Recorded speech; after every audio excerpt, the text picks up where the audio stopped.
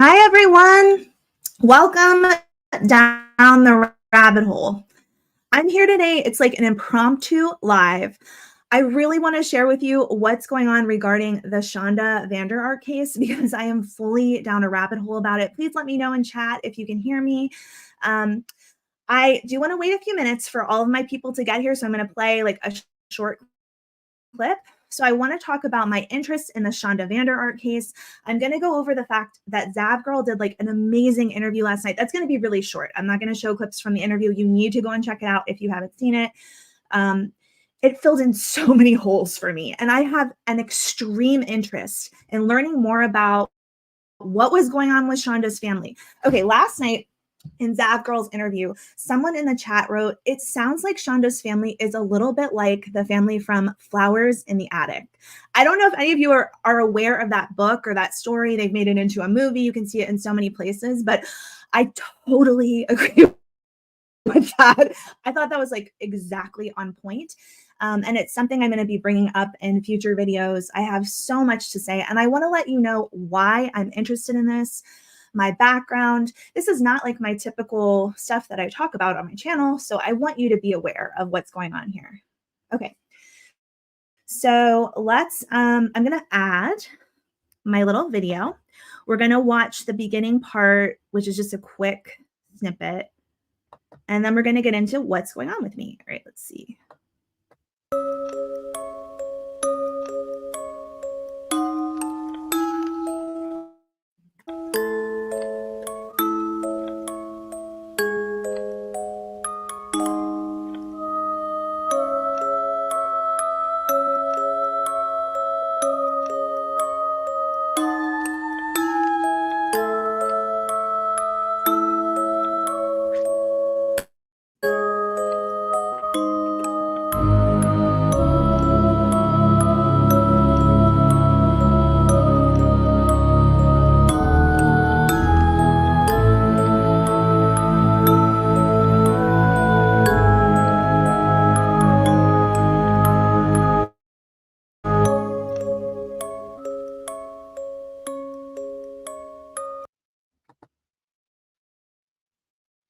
Okay, most of you who know me and have been here in my, like, checking out my channel for a long time, you know I don't have the best internet connection. I live in the middle of nowhere, so I apologize if there's any breaking up. You can let me know in the chat. I do the best I can with it. That's why I don't always do live streams.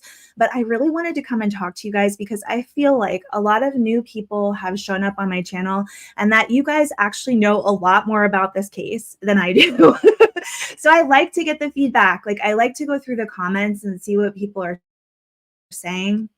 And it leads me down additional rabbit holes. It changes my mind about different things with this case. And I really like that back and forth that occurs when you guys leave comments for me. So Truth Matters says, I think baby girl has an agenda and I don't get it. I have so much to say about baby girl.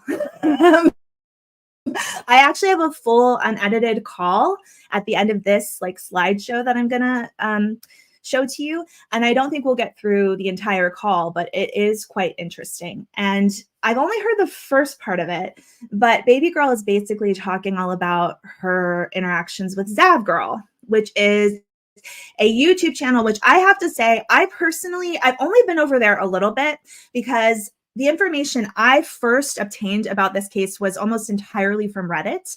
So I wasn't aware of like people on YouTube covering it. And as I began to talk about it, I started to notice Zav Girl, and I am really impressed with all the research that she's done.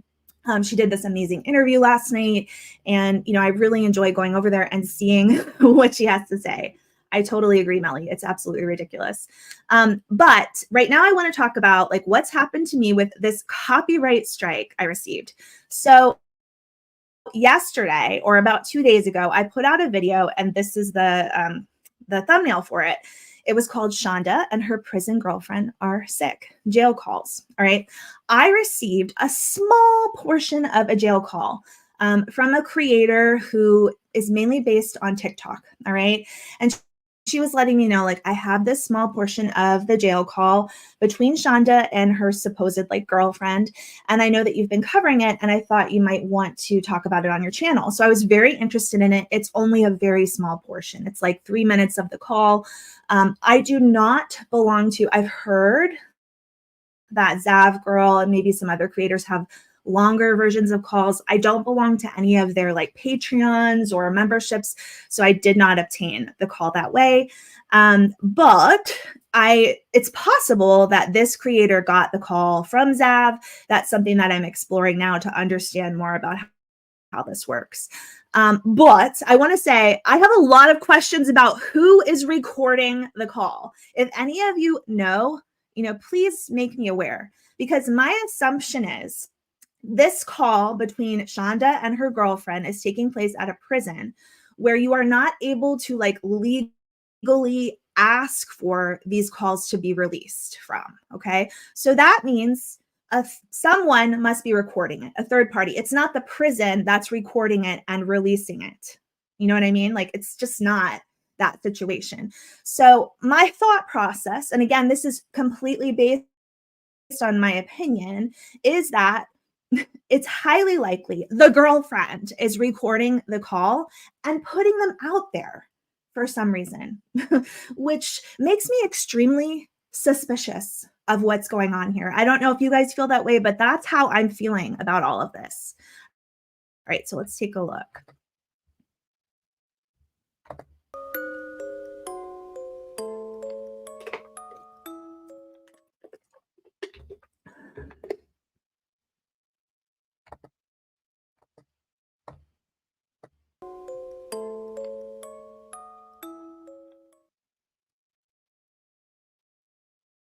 Michelle says her girlfriend recorded the call. All right, so I wanted to start off with talking about my channel and why I have this interest in the Shanda Vanderark case, because I didn't just come upon this like, oh, this is neat, or, I'm just really into true crime. One of the reasons that I'm so interested in what's going on with Shanda and her family is because my entire background, my whole career, has been dealing with special needs kids and kids that have suffered extreme abuse and neglect in their childhoods. So before I was a nurse, in I like to call it my prior life, my prior career, I was an ABA consultant and a behavioral interventionist, okay? And I worked extensively with, kids with autism, any type of situation where a child would need some kind of behavioral intervention. And then I went back to school and I became a nurse. And my career has consisted entirely of pediatrics. I've worked in some of the most world-renowned neurobehavioral units. We're specifically targeting children with severe behavioral challenges. Many of them, once again, are diagnosed on the autism scale. Some of them have RAD, reactive attachment disorder. And I talked about that extensively when I went over the Natalia Grace case. And then I went on to like the pediatric emergency room, children's hospitals, and eventually I wound up on a really large pediatric psych unit.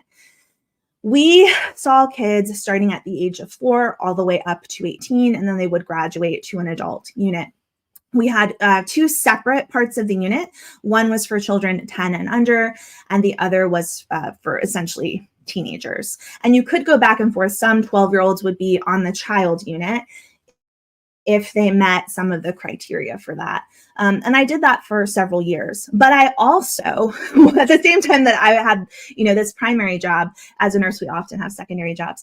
I also had a position on a child sex offender unit. Okay, so I was a nurse. I was actually the night shift nurse on this child sex offender unit. And I have learned so much via my interactions with these kids and the doctors and the therapists and social workers that work in this kind of environment. A lot of it was really shocking. Sometimes it was really hard, but I absolutely very much enjoyed getting to be a part of the lives of children who really need somebody, to be there for them.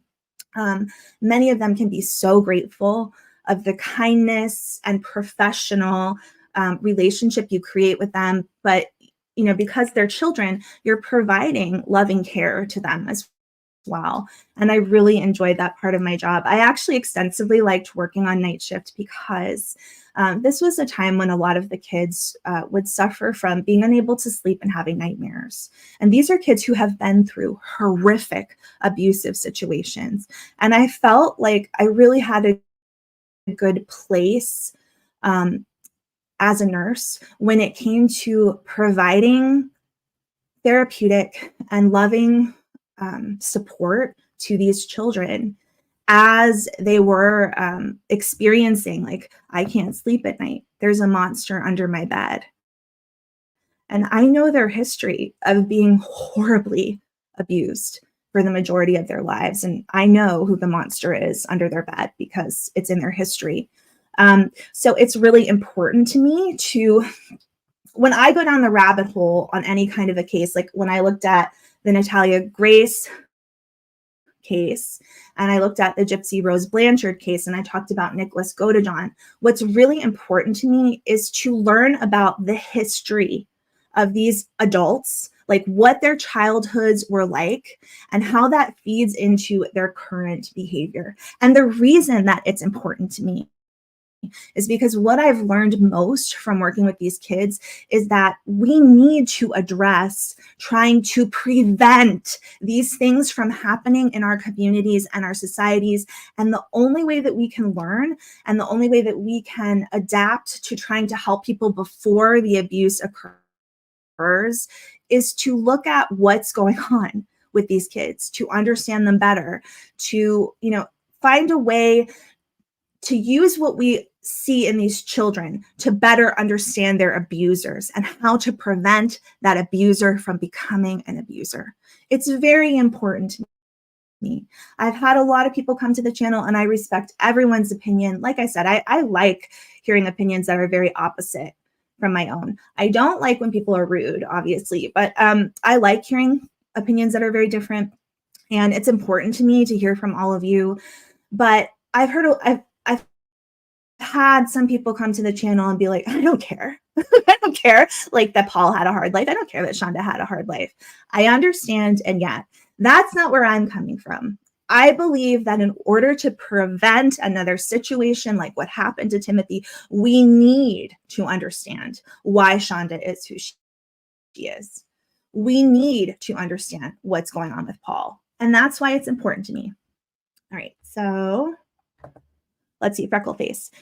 You should talk about this, as I'm sure so many moms would want to hear tips to help their kids. Yes, I do talk about it in some of my videos, but I haven't made a dedicated video to it. Hi, Sarah. Good to see you. I'm so glad to see all of you here. Lots of new people. And I will say that's one thing that I wanted to bring up with you guys is I'm covering this case, and it's kind of like the majority of my fan base is not very interested in it. So I'm literally covering the case for my own interest, my own determination to go down this rabbit hole and like dig through every little crevice and try to figure out what's going on. So I'm glad that some new people are here. I miss my old people. Like eventually I'll get back to you guys. I love all of you so much. I hope you'll check in about the Vanderark case. I know some of you are like, it's just too much for me. Totally understand. But I'm so glad to see like some new people here too. That's been really cool. And when I went to Zav Girl's interview last night, a lot of people were like, hey, we know you down the rabbit hole at bedtime. And I was really surprised about that. So thank you to all the new people who are here. All right, so let's make this a little bit bigger. All right, so I put up some pictures just kind of showing like a little bit about me. Like this is me. For those of you who are new, you don't know my history on YouTube. I've only been around for about 2 years, but in the past 6 years, I've been living abroad. We've lived in India, Mexico, and then Malaysia. And I just returned from Malaysia this past summer. During that time, I was working at as a nurse in the US embassies in those countries. Here's a picture of me doing some of that. And then I just go on to show like some pictures from my life living abroad. This is my son, Jack. He is so amazing. And one thing that he loved doing in Malaysia was participating in the lion dances. He absolutely loves lion dancing, and he actually performed it here at his American elementary school. And I thought people would think it was weird, but oh my gosh, it was amazing. For those of you who aren't aware, Jack does have an autism diagnosis. I thought people might not catch on to it. And instead, the entire crowd, it was like the whole school was clapping and cheering. And the kids went up on the stage and tried to imitate doing the lion dance with him. So that was awesome. I have great kids. So I have all of these connections to these cases, and that's why I follow them. That's why I have a lot of interest in Nicholas Godejohn, who has a diagnosis of autism. I've shared that I have a deep interest in what's going on with Paul, that I have some reasons to question his diagnosis or the lack of diagnosis that he received. And a lot of you have expressed a totally different opinion on that, and it has made me rethink some of what I want to say, but I need to do a dedicated video to it because it's really important to me to express myself in the best way possible about this. This is me eating a bunch of piggy like buns in Malaysia. I just thought it was funny. So this is my background. This is where I'm coming from. This is what I've been doing. Hi, Sarita Banana. Hi, Amanda. Good to see you. This is Jack traveling. I swear, when we lived in India and Malaysia, anytime we had to come home, anytime we had to travel, we're flying on these planes where it's like a 22-hour flight. I mean, it was just ridiculous. And I was so proud of Jack. All right. So now we're moving into what I want to talk about involving the Shanda Vanderark case. All right. So I put out this video with a 3-minute clip from the Shanda call with her girlfriend. And again, I received it from a creator. It was a 3-minute clip in a 25-minute video. So those of you who were able to watch it, I'm so glad that you were able to see it. The rest of the video is totally my own research, my own thoughts, my own opinions, talking extensively about looking into what happens with prison girlfriends and prison wives. And I really enjoyed that video. And then there was like a small 3-minute clip where I play the video on its own. And this morning I woke up saying that I had received a copyright strike for it.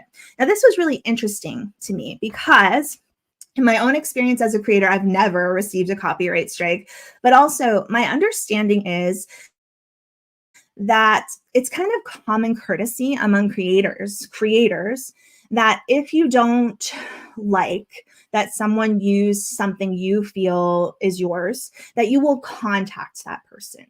Okay. You don't copyright strike them because that's something that's a little bit harder for them to deal with. Although I don't think it's that hard to deal with, but you don't copyright strike them. That's not like a fair thing to do. You talk to them about it, or you might claim the copyright. And then actually what will happen is any monetization that occurs would go to you. And I would have had no problem with that. I don't care about the monetization. But I received this copyright strike, which meant that the video had to be removed. And, what I received regarding the strike was very interesting for me, right? Because, of course, I was like, oh, I wonder who struck me. Could it have been the only person I know? And you guys tell me if you know otherwise. The only person I know who was talking about the calls was Zav Girl. I haven't interacted with her, but she seems like a very pleasant person. And I thought to myself, I guess she could have struck me, but it seems like she would be someone who would be willing to talk to me about it. So I'm kind of surprised. But when I looked at who actually gave me the strike, it said that I was struck by down the rabbit hole at bedtime. So I was like, I struck myself. I have the copyright for this and I struck myself. And I thought, this is crazy. This doesn't make any sense. I want to figure out what's going on here. Now, although it said down the rabbit hole at bedtime, it had a different email. There was an email that was associated with it. And I did look at the email and it was very interesting. You can kind of reverse search who has those email address. So it was interesting for me to take a look at that. And I emailed the person and I wouldn't say I explained. What I said was, I received this copyright strike and it says that it's from Down the Rabbit Hole at Bedtime. I am Down the Rabbit Hole at Bedtime, so I know you're not. Can you please identify who you are and why you believe you have the copyright for this snippet of a jail call? And then, of course, I submitted everything to YouTube to ask them to review this, to say, like, this doesn't make sense. Why would I copyright myself? Makes no sense. I definitely didn't strike myself. And then Amanda says she doesn't think that Zav would do that. Yeah, I didn't get the sense of that. Now, if she did, then we need to discuss. Like, maybe there's a reason. And I have no problem if there's a reason. And also, I've never been struck before, so I don't understand how it works. There could be something that I'm missing about it. I do need to grab the charger from my computer. Give me 1 second to do that. Just give me 1 second.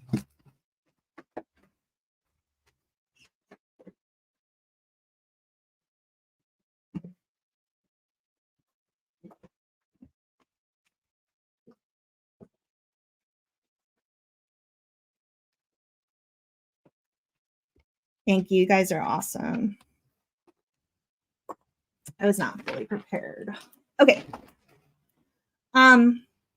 So yeah, I was like, this is kind of crazy. I'm going to push back against it and see what's going on, because at the very least, I just want to know, who is it that has a problem with me showing this small clip, and why do they think they own the copyright to an essentially illegally recorded call? Because the prison doesn't allow these calls to be recorded and released, but now it's been recorded and released by someone, and it's all over the place. I know, I'm aware that Zav Girl has it, but the creators that I've been in contact with, and the many people that have it, are all over TikTok and Instagram, and they've played it. They've played the full call. I'm playing just a snippet of it. So tell me why you have a copyright, and that's what I need to know.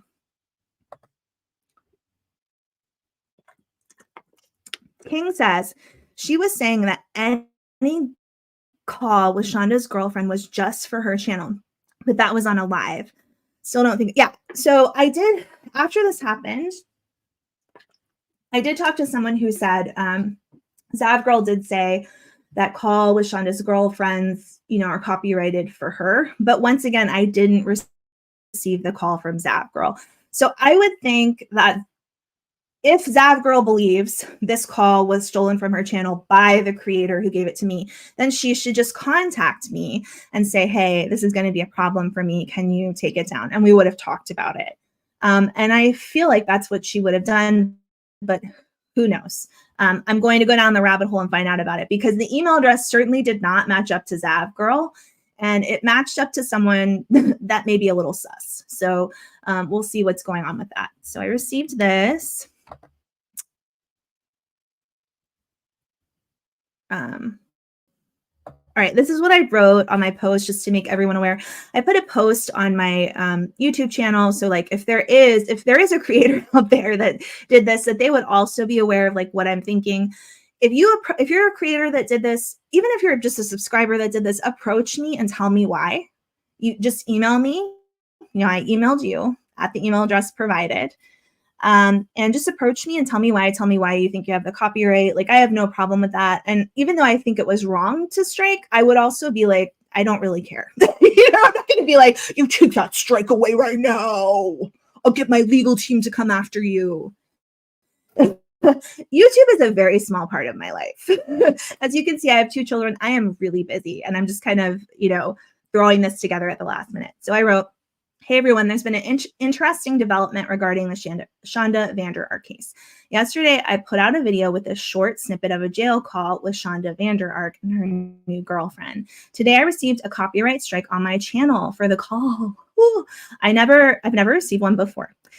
So here's what's interesting. In the strike, the striker identified themselves as down the rabbit hole at bedtime, and that's obviously me. I've countered the strike and asked YouTube to identify who the striker is. This call is publicly available on TikTok and Instagram, and I received it from another creator, not Zav Girl. So many questions. Who is striking me? Is it Shanda's girlfriend? If so, that leaves me wondering what this girl is up to. I did receive the strike, and that's a big part of this. Oh, that's a big part of this. I don't believe that Shanda Vanderark deserves privacy, given what she did to Timothy and how she has been found guilty of murder. Okay. One of the things that I want to talk about and bring out on my channel is how the prison system works, because I have a lot of questions and thoughts about all of, what's going on. And a big part of what we're looking at in these phone calls is the way that both Paul and Shanda were found guilty of horrible crimes, and yet their entire lives now consist of like sitting around on tablets and sexting people.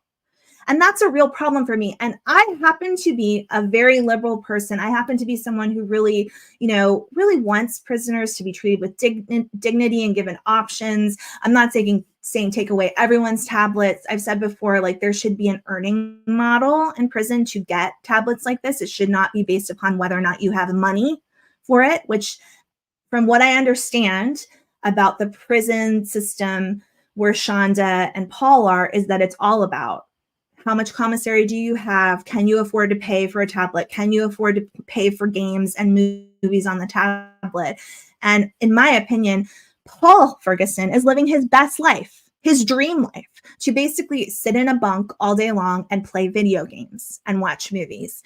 The only way that that's going to dry up is if he gets to a point where he no longer has any commissary. But as we know, as of right now, he spends a lot of time begging people for commissary and money. And I have a real problem with that. And again, I'm not someone who wants these people to have nothing. I want them to have things. I want them to have therapy. I want them to earn the right to have access to different things. I'm very concerned. This is a whole other rabbit hole. I'm very concerned about what Paul is going to be like when he gets out of prison. I think his sentence was like 30 to 100 years, but some people have said that he can start with parole hearings like at 20 years, which is very interesting to me. So he will be, around 40 something years of age at that point in time. That's a lot of life left to live. And I do believe that Paul will follow every single rule to a T in prison, and that will look really good on his parole application. And I have a lot of concerns about that, because even though I stand up for Paul and I have a lot of thoughts about like how he was abused, and it's important to me to talk about that, I do believe that Paul is dangerous. Again, my opinions, these are all my opinions.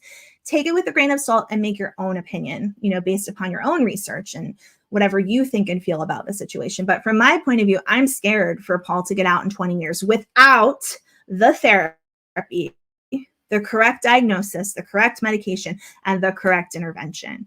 And unfortunately, a lot of that just isn't even available in the prison system, but that's why I'm talking about it.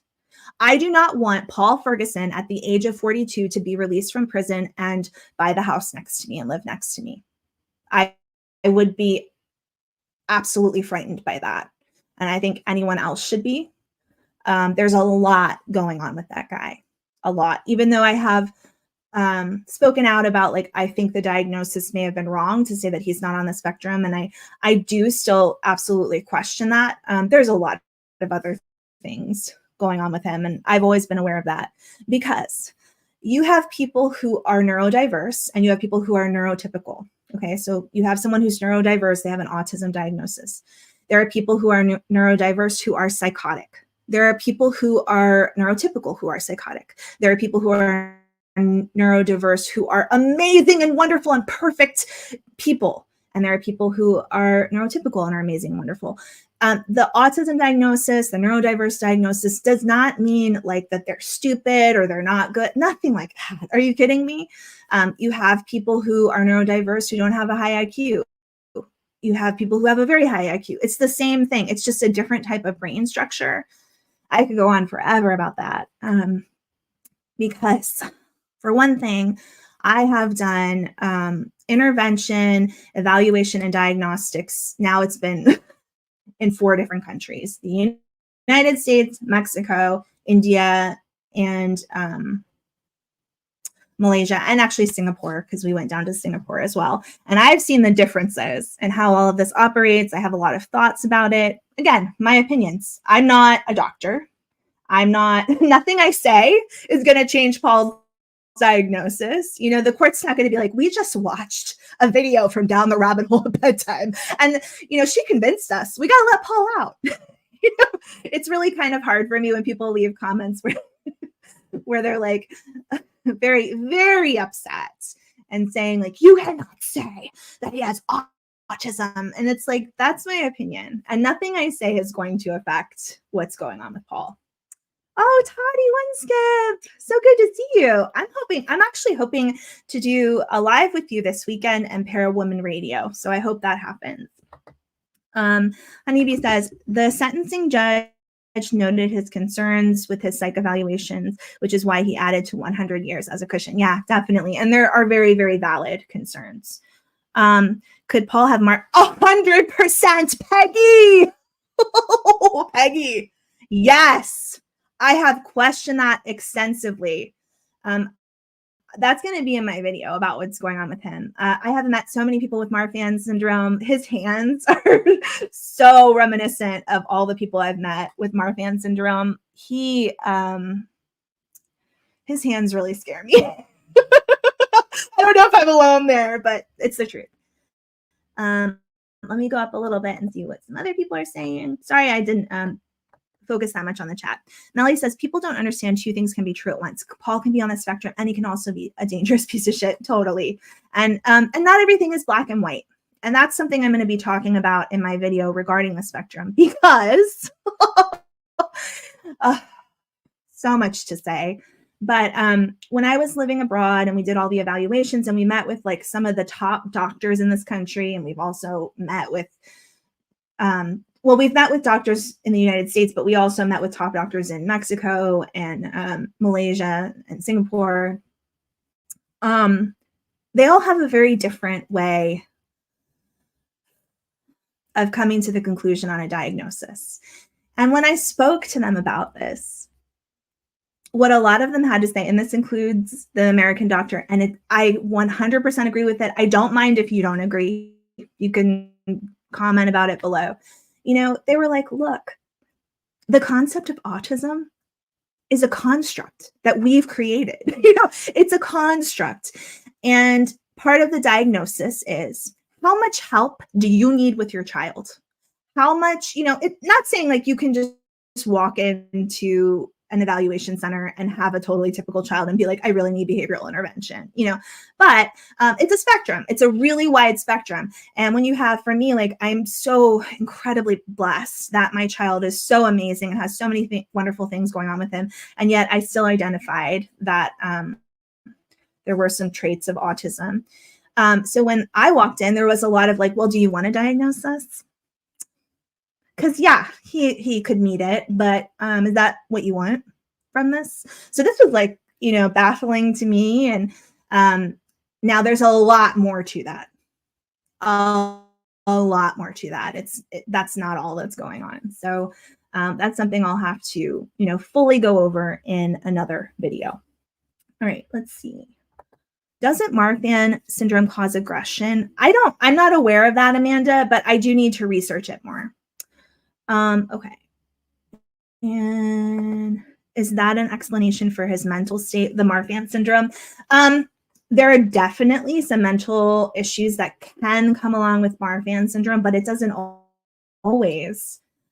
So yeah, let me research additional information and I will put it into my deep dive about Paul. And then we can hopefully talk about it more. Thank you so much for bringing that up. And it's just interesting to hear that other people are thinking some of the same things that I'm thinking. Now, I did go to this really super interesting YouTube channel. I shared it on my community page. I can't remember the name of it. But she was talking to me about, like, she left some comments. She said that Paul is diagnosed with RAD, reactive attachment disorder. And I was like, what? So I haven't heard that. If you know that this is true, I would love to have some info. Like, do you have any information about where I can see that he was diagnosed with that? Because RAD is a whole other can of worms, and that could make a lot of sense for him as well. I will throw out there that when you have a child diagnosed with autism, there's an 8 times greater chance that their sibling will also have autism. One of the things that was discussed last night in Zap Girl's interview with Shanda's sister Paige, I asked the question, like, are there other children with autism in your family? And I was just curious if she was going to be like, yeah, everywhere. She didn't say that. She did say, yes, I have a child with autism. And so these are some things I'm going to be talking about. Once again, I'm not saying you guys are stupid. Paul has autism. That doctor who diagnosed him is a dummy. I'm not saying that in no way, shape, or form. I'm just questioning.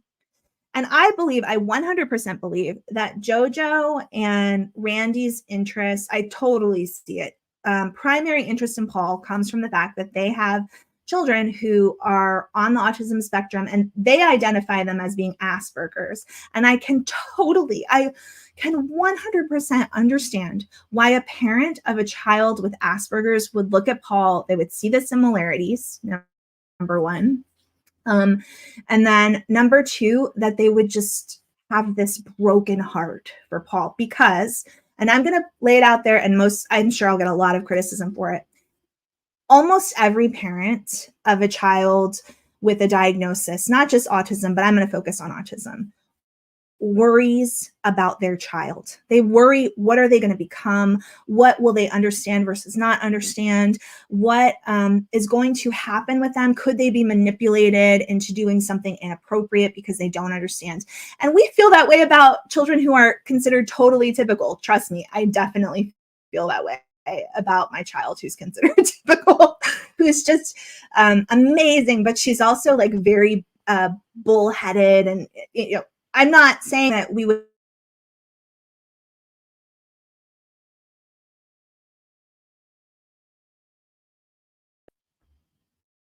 Oh, I just blacked out. There's always going to be like a little bit of a fear for that parent. And so I really see that with Randy and JoJo. Some people have said Randy was trying to write a book. That's possible as well. I think probably everybody who's talking to any of these inmates has it in the back of their head. Like, maybe I could write a book. Maybe I could be part of a documentary, because we've seen how that goes with other cases and maybe the money that's involved with that. But you do get this sense that there's a real concern and there's a real thought on the part of Randy and JoJo. And I'm sure there are a lot of other people out there that feel this way. Like they look at Paul and they think, oh my God, this is absolutely insane and terrible. And yet, like, if he is on the spectrum, if he does have all these mental health issues, like, it makes me feel some sympathy for him. Not everybody feels that way. I feel that way. And I think a lot of parents do. Thank you. I'm sorry. I didn't see your above quote, Jessica. I'll go back. Let's see what this one says. I saw a documentary on it too. It might be the same one. Is this on Marfan syndrome? Amanda says, I really get no ill intentions with Randy or JoJo. That's how I feel too. I actually just feel that they literally probably felt in their heart that Paul reminded them of their own child who they've been worried about their entire lives. And they looked at it like, if Paul would have gotten the intervention that I've given to my child, because here's the thing, many of you will understand this, and you don't have to have a child with autism to understand it. But, as a mother of a child with autism and my neurotypical child, I have done anything and everything. If I had to sell my body to get what my children needed, any intervention they've needed, anytime that I've recognized that something would help them, I have done everything I can to make that happen. And it has not been easy, especially when we're constantly moving around the world. It has not been easy. So then when you look at someone like Paul and you realize that he had parents who never gave a shit, who never intervened, who never, gave all of their heart and soul to helping him, there's definitely a sense of like feeling sad for him, feeling sympathy. And now, of course, I feel much more sympathy and connection and love to the other children in that family, for sure. Oh my God. I just pray for the best for Nolan, Millie, G, and Timothy. I continue to pray that like his memory will live on in some way, in some kind of a positive way. I believe the best way to honor him is to try to work towards preventing this from happening again. Once again, the reason why I talk about these things. Okay. Let's see. Honeybee, been there. I would have sold my soul to help my kids. It is sad when children don't have that. Yeah. So, I mean, and a lot of children don't have that. I mean, there are people who have been through worse childhoods than Paul who never would do what Paul did. I totally recognize that. There was someone recently who was like, you're acting like just because someone had a difficult childhood, they all grow up to be murderers. And I was like, are you kidding me? No. And they all grow up to be abusers. And that's just not how I feel or what I'm trying to act like at all. I'm just saying, those of you who have been here know I've told this story before. This is a generalized story of many situations that happened to me. When I worked in a child sex offender unit and we had 30 male children on that unit who had committed a sex offense against a sibling, starting at age 4, going up to age 18. That unit was, it wasn't separated by child versus teenager. And it was a unit where everybody was like completely monitored and all that kind of stuff. It was very interesting to work there. But one thing that I found, and the doctors would kind of like push it into our brains, is that 90% of these children who had offended, statistics show they've been offended against. It's very rare to get a child offender who hasn't had some kind of sex offense committed against them. And an offense can also mean just very inappropriate relationships with a adult. So an example would be, we did have kids who the offense was that the parents, maybe they all lived in like a 1-bedroom or like a studio apartment. And the parents, for example, maybe not having high IQs and not having a lot of money, there was just a lot of like issues and chaos going on in the family. They would participate in acts in front of the children. Not like wanting the children to watch, just that it was done. There may have been pornography that was shown on TV in the house, So maybe there wasn't a physical act against the child, but there were totally inappropriate boundaries. And I think that is 100% what we're seeing with Shanda. I believe she did that to all of her kids. I have concerns about what even G was exposed to. I think that that's a huge part of who she is. She's like wildly inappropriate. And the interview last night, which you have to go see on Zav Girl's channel, again, she did an amazing job. Paige really like brings to the surface that Shanda had an incredibly chaotic and just abusive family structure. She also had an awful lot of freaking money. One thing that was confirmed in that interview, which is so interesting to me, and I have asked this question many times on my channel, Shanda had a trust fund. She had a trust fund. This woman had access, opportunity that most of us don't have. Are you kidding me? If I had a trust fund and I had a child with an autism diagnosis, he'd be going to all the best therapists, all the best schools. Yet Shanda's children didn't even have clothing that fit them properly. Like, are you kidding me? So yes, there was a part of it that it helped me understand how and why Shanda is the way she is, but it didn't create like a greater sympathy when it comes to Shanda. And let me tell you why I have more sympathy for Paul and not as much for Shanda. The reason why is because Shanda has had many years as an adult. Her brain has fully formed, and she's had many years as an adult where she was essentially given warnings, like that CPS intervened and they told her what you're doing and how you're living your life is inappropriate. And she got such a severe warning that her children were taken away.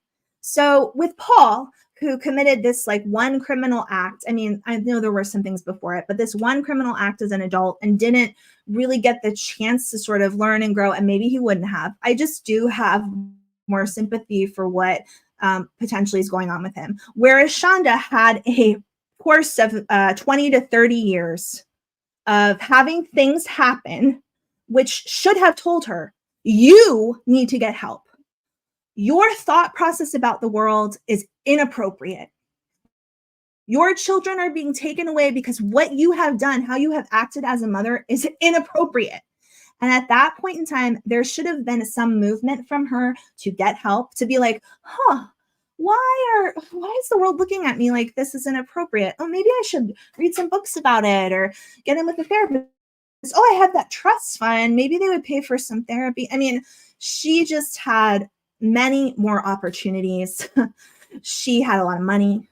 I I think that's one of the most unbelievable parts, is to recognize the money that Shanda had. Paige said that Shanda's trust fund has purchased her both of her homes, which is insane to me. And all through looking at the Shanda Vanderark case, I've been like, where is their money coming from? Like, how did they even live? How did they buy this house? Whatever. Because you can see that Eric is really struggling. Eric and Trish are really struggling with finances right now, at least from what they tell us. And I was like, how did Shanda just leave and then move to another state and then go to law school? Because that's really hard to go to pay for law school. And just be like staying at home and not working until after you finish. That was really weird to me. And they have a big, beautiful house in a nice community. Now, they trashed it, but they had a big, beautiful house in a nice community. And I was questioning, like, is it possible that Shanda has a trust fund? But I kept saying to myself, no, no, look at the way they lived. Look at the way they dressed. And now it's been confirmed. That woman had a shitload of money. Good Company says, I sure hope G ends up in a good situation. Scary to think about. Yeah, so my understanding is that he is in a good situation. And that when he arrived, what I've been told, this is all alleged, is that when he arrived in this good situation, it was noted that he had not been well taken care of, which is weird because in all of the information that we have about Shanda and the situation, it's like G was kind of put on a pedestal by Shanda and Paul. But my understanding is when he arrived in the situation he's in now, a lot of things were identified that were just really inappropriate, that he had been neglected. And I would question, I mean, if he was my relative and I got custody of him, I would also be like, we need to see if any abuse occurred from Paul, because Paul has a history of abusing young kids.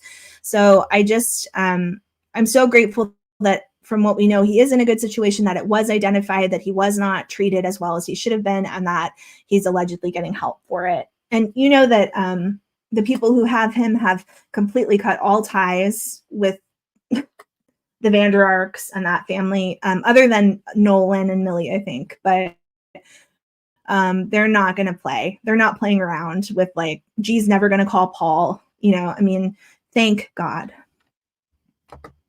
Yakety smackety. Why was she broke all the time? Who the hell knows?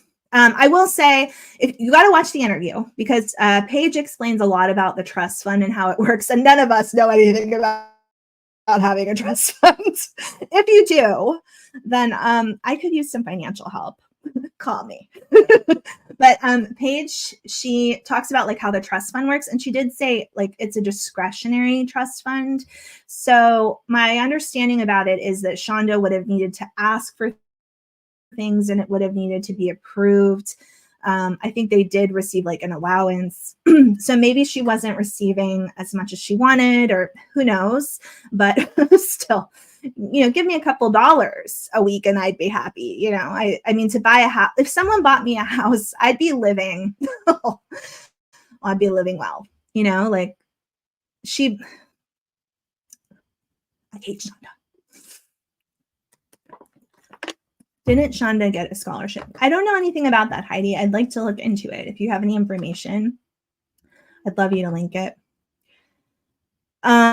Adam's friend told Zav and he's doing well. Yeah, that's what I've heard as well. Okay. Shanda was greedy. Yeah.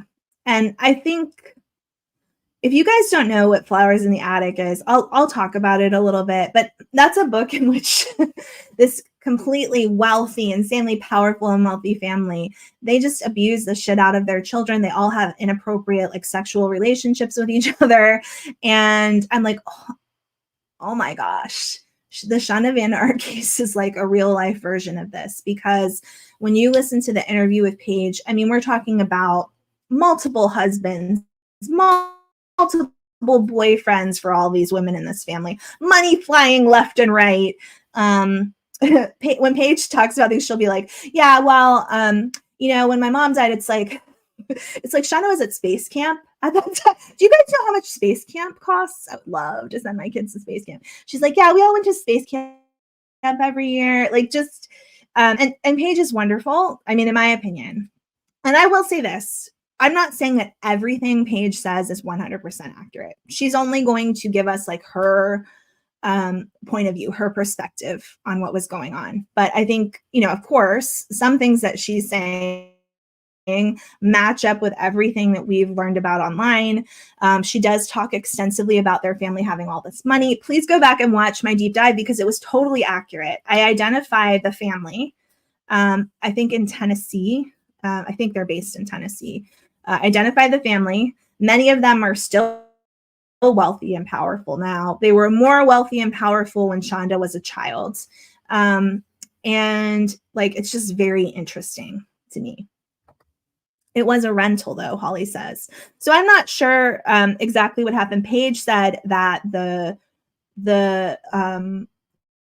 trust bought her 2 houses. That doesn't mean that they bought the house she was living in with Adam. Maybe there was another house that they bought. I don't know. I just saw the interview, so I would really have to do more research from here on out. Honeybee, I read that series decades ago. I did. I read it when I was like 17. Holly says law school was paid for by scholarships. That's amazing if that's true. Let's see. Dang it, I'm late. Is it true you're being threatened by Shanda's prison bitch? I'm in pretty good shape for 61. I'll help you if I can. Jacqueline, you're amazing. I don't know yet. I think it's a high probability, but I still don't understand everything about what happened with the strike. And I want you guys to know I'm not worried about it. It's not like I'm like, oh my God, this strike happened to me.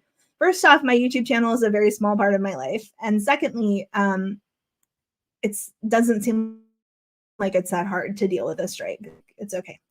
Okay, I'm going to play a little bit of a phone call. I'm not going to play that much because I have a lot of stuff I need to get to. I just wanted to come on. But this phone call is so crazy to me. Let me make this big. Exit full screen.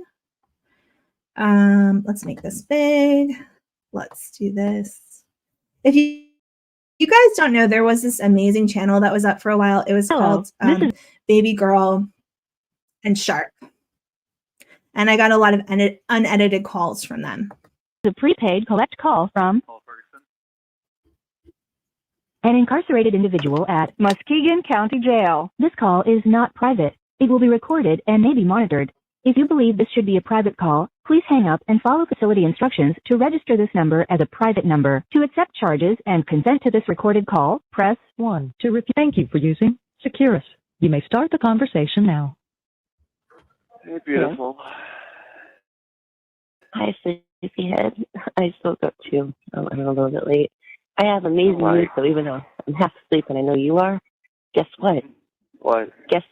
There is not anybody that can discredit me for shit anymore, because guess what that girl did? She did exactly what I told her to do. She didn't say my name at all. She apologized for everything. She said exactly, if I could show you, I wish I could, if I showed you the messages that I sent her, because she said to me, how do you want me to say things? Or she did exactly what I said, exactly. And it's quote.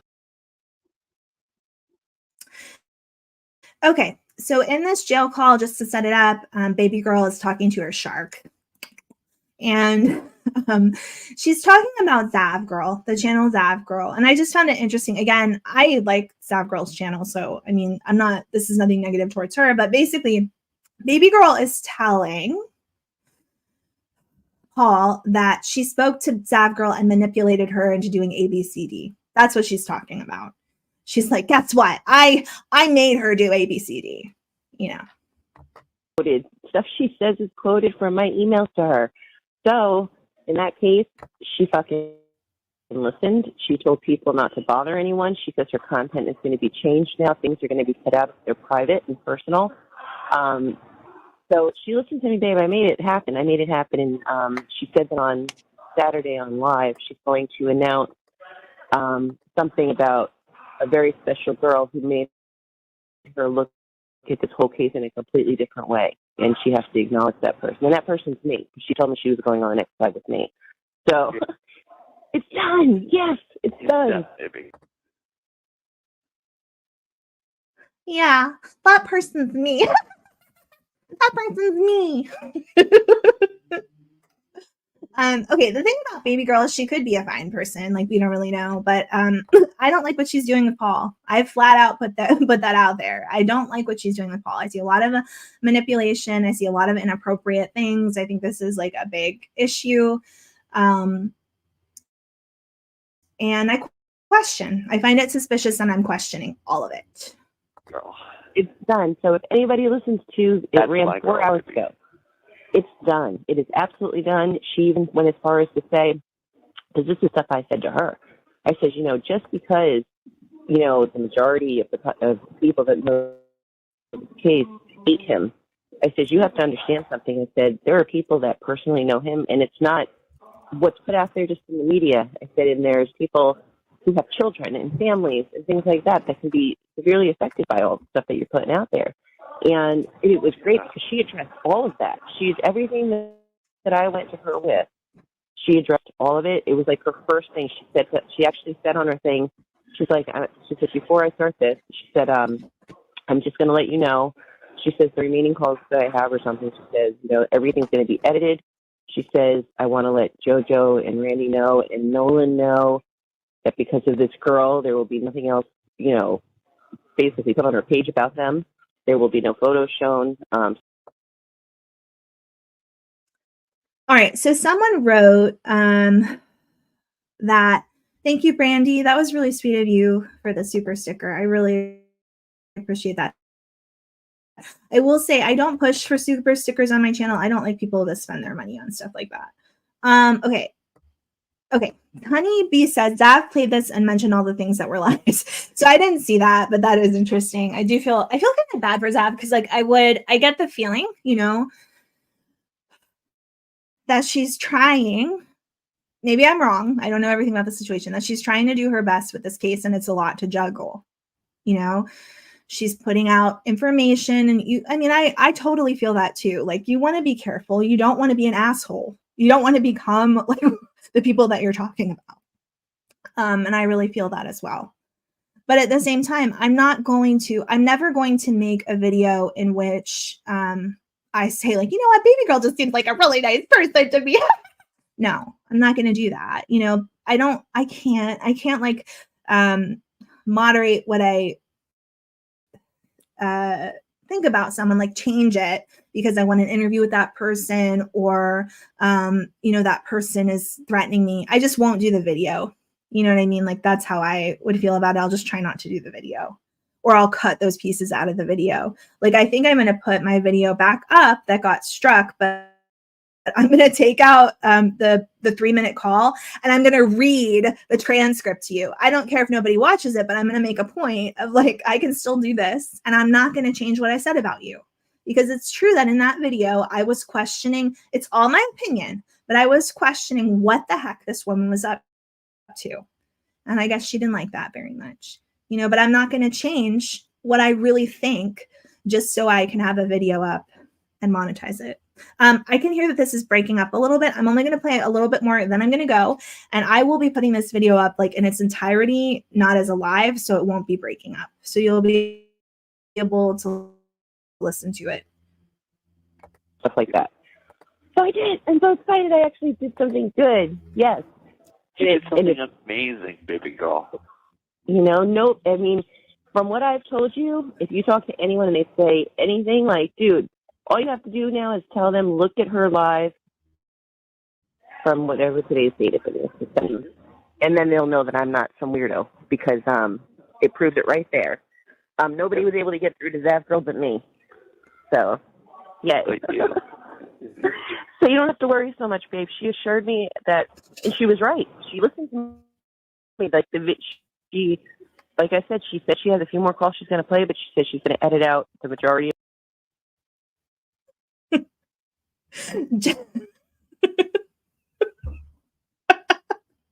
I love Jenny. I love baby girl. She's one of those people where you're like, oh, this is really effed up. But you're like, you know what? This is too entertaining for me not to love her. Like, I'm the only one who was able to get through to that woman. Paul, I'm your hero. I find it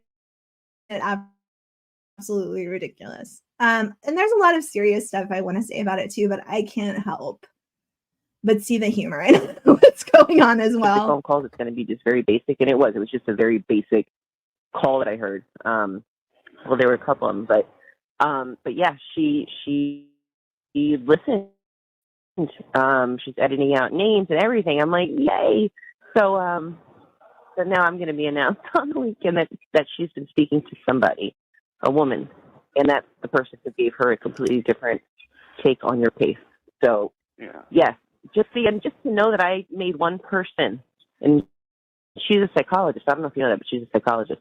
I made one person, a psychologist, see things from the proper perspective. Like, I should have been a fucking psychologist.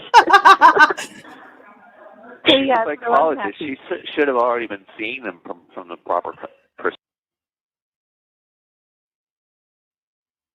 Oh my God, you guys, I didn't listen. I only listened to the very beginning of this call, and now I'm like, mind blown. Oh, Jenny. Oh, baby girl. Oh, we should be friends. You would make my life like just humor everywhere. All right. So this call is hilarious. Poor Zav girl. I will call one of my nieces baby.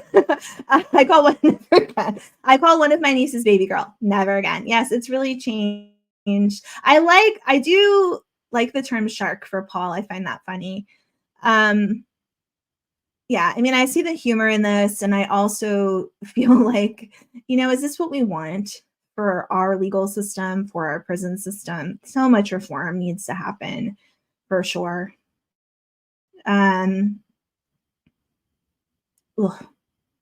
Yeah, I don't like how baby girl has spoken about her children in these calls. And one of the biggest things about this is, baby girl knows that these are being recorded. And for both baby girl and oh my God. Kathy, thank you so much. You did not have to do that. That is so kind of you.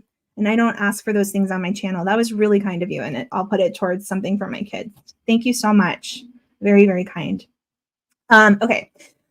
So what I wanted to say is that, like, one thing that baby girl and Shanda's girlfriend have in common is both of them are bringing up, like, well, I saw this YouTube video about this, and then I watched this, and then and they know who the creators are, and that is highly suspicious to me. Okay, like, one big thing for me is, like, I never knew about YouTube until I because I was moving around so much, and I decided I wanted to talk about some case, and then I made the YouTube channel.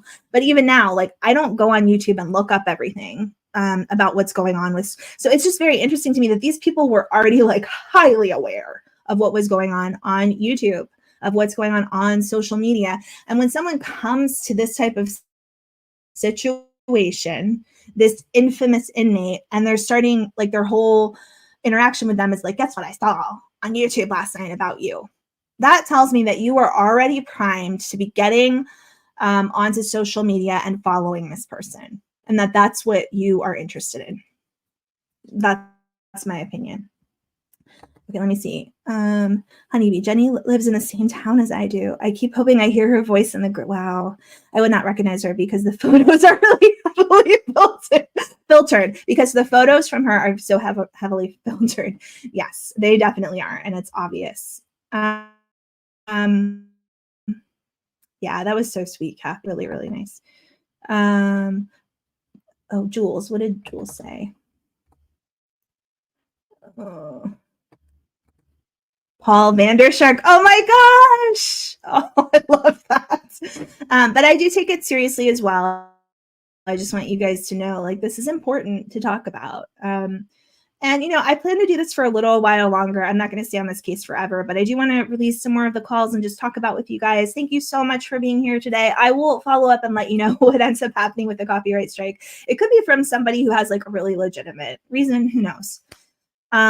We will see what happens with that. I appreciate all of you. I'm heading off to a doctor's appointment and some meetings and stuff, but much love to all of you, to all the new people who are here. Like, it's so cool having you here. And to my oldies but goodies, I love you, and I will be back with my other content as well. Much love to all you guys. Have a great day.